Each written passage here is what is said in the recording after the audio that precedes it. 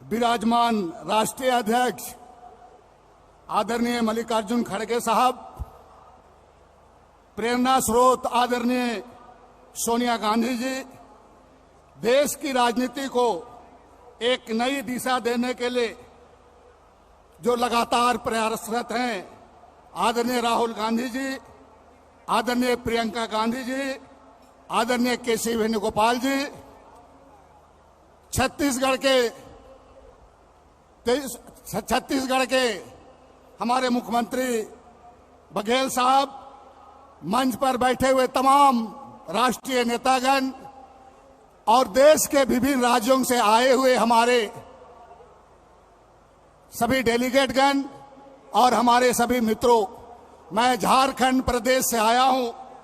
मैं आदिवासी हूं और मैं लगातार आदिवासी के संबंध में हमारे झारखंड प्रदेश में हमारे जो प्रदेश नेतृत्व और हमारे राष्ट्रीय नेतृत्व के निर्देशानुसार लगातार हम लोग वहां पर आदिवासियों की बात को उठा रहे हैं। मित्रों, मैं कहना चाहूंगा कि कांग्रेस पार्टी ने जो आदिवासियों के लिए जिन्होंने जो कानून बनाया, चाहे पेशा कानून हो, चाहे फॉरेस्ट राइट का एक्ट हो, चाहे आपका ट्राइबल सब प्लान का मामला हो, चाहे 5वीं अनुसूची हो, 6ठी अनुसूची हो, भारतीय जनता पार्टी एक सरसों के दाना के बराबर भी आदिवासियों के लिए काम उन्होंने नहीं किया है। आज जरूरत है कि देश के आदिवासियों को प्रोटेक्शन देने का।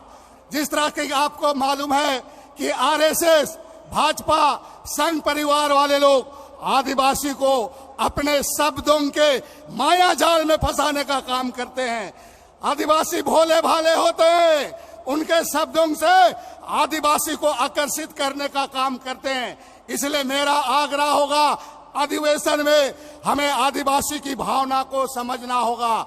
आदिवासी स्वतंत्रता सेनानी से लेकर आप तक जो आदिवासियों ने किया है, उनके सम्मान में मैं शिवराज मोघे जी का बात को समर्थन करता हूं उनको कि आदिवासी रेजिमेंट को करना है, आदिवासी रेजिमेंट पर विचार किया जाना चाहिए। साथ में आदिवासियों के लिए उनकी आइडेंटिटी, रिलीजन आइडेंटिटी का सवाल है, इस पर भी हमें पार्टी को विचार किया जाना चाहिए।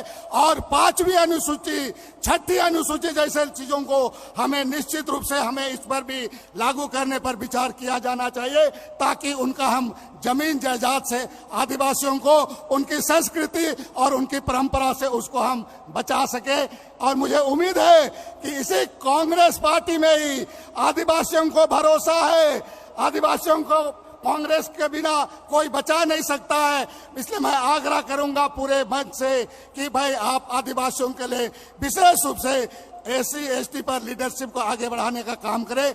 इन्हीं शब्दों के साथ आपने मुझे बोलने का अवसर दिया, इसके लिए बहुत बहुत हमारे पूरे राज्य की ओर से, हमारे राज्य के प्रतिनिधियों की ओर से आप सभी लोगों को धन्यवाद देता हूं। जोहार।